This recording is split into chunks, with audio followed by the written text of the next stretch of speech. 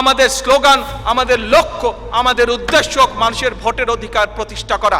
সরকারের মন্ত্রী ও দলীয় সংসদ সদস্যদের চলন বলন এবং কথা বলার ক্ষেত্রে মার্জিত ও সর্বোচ্চ সতর্ক থাকার নির্দেশ দিয়েছেন প্রধানমন্ত্রী ও সংসদ নেতা তারেক রহমান। বিশেষ করে নিজ নিজ দপ্তরের দায়িত্বের বাইরে গণমাধ্যমে কোনো ধরনের মন্তব্য না করতে কঠোর নির্দেশনা দিয়েছেন তিনি। 11 মার্চ বুধবার সকালে জাতীয় সংসদ ভবনে অনুষ্ঠিত বিএনপি সংসদীয় দলের প্রথম সভায় সভাপতিত্বকালে প্রধানমন্ত্রী এই নির্দেশনা দেন। সভায় প্রধানমন্ত্রী মন্ত্রিসভা তরুণ সদস্যদের সময়ানুবর্তী হয়ে সকাল 9টার মধ্যে অফিসে উপস্থিত হওয়া এবং জ্যেষ্ঠ নেতাদের সম্মান দিয়ে আরও দায়িত্বশীল হওয়ার নির্দেশনা দেন। বিকাশ পেমেন্টে 10,000 টাকার বেশি অফার, শপিং চলছে তো। এছাড়া যাতায়াতের সময় সাধারণ মানুষের ভোগান্তি এড়াতে ট্রাফিক আইন মেনে চলার পরামর্শ দেন প্রধানমন্ত্রী।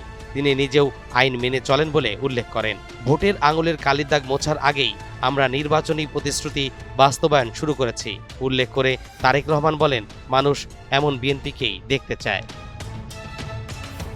দ্রুত সময়ে ফ্যামিলি কার্ড ও দেশব্যাপী খালখনন কর্মসূচি চালুর ঘোষণা দেন তিনি। পাশাপাশি আসন্ন ডেঙ্গু মৌসুম মোকাবেলায় দেশ জুড়ে পরিচ্ছন্নতা অভিযান জোরদারের নির্দেশ দেন প্রধানমন্ত্রী।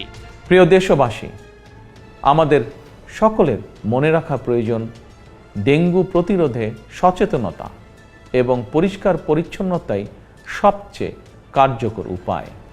আমাদের সরকারের জাতীয় স্বাস্থ্য নীতির মূল নীতি হচ্ছে prevention is better then cure, অর্থাৎ প্রতিকারের চেয়ে প্রতিরোধ উত্তম। অতএব কোথাও ময়লা পানি জমে থাকতে দেবেন না। নিজের বাসা, বাড়ি এবং আশপাশ পরিচ্ছন্ন রাখুন। সভায় নতুন স্পিকার ও ডেপুটি স্পিকার নির্বাচনের সর্বময় দায়িত্ব সংসদ নেতা তারেক রহমানের উপর ন্যস্ত করা হয়। আগামীকাল বৃহস্পতিবার ত্রয়োদশ জাতীয় সংসদের প্রথম অধিবেশনে এই নির্বাচন অনুষ্ঠিত হবে।